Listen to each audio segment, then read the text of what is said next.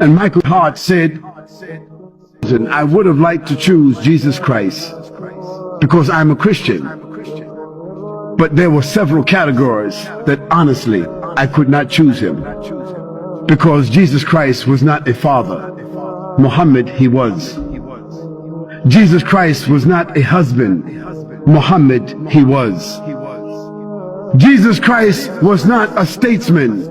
Muhammad, he was. Jesus Christ was not a warrior. Muhammad, he was. And Jesus Christ was not a ruler. Muhammad, he was.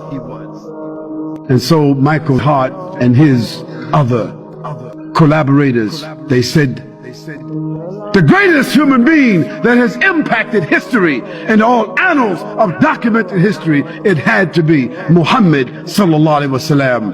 And that statement you will find in the archives of the New York Times, the magazine. You can read it. He was born in Mecca as an orphan. He was raised in Mecca.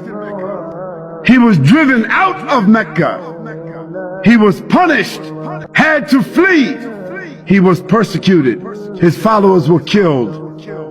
But Allah allowed him to come back 23 years later as a victor, as a conqueror.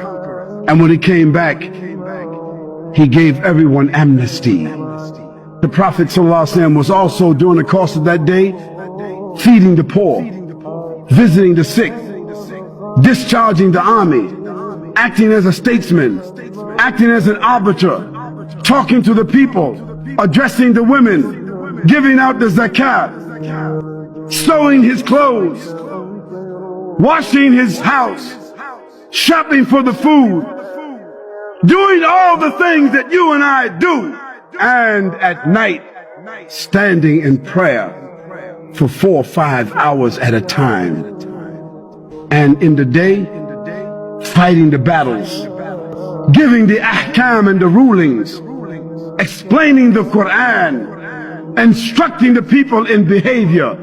How could a man do all of that and stand 4 or 5 hours at night at one time? What kind of human being could that be? It was a messenger. It was a prophet. This was a man with a message.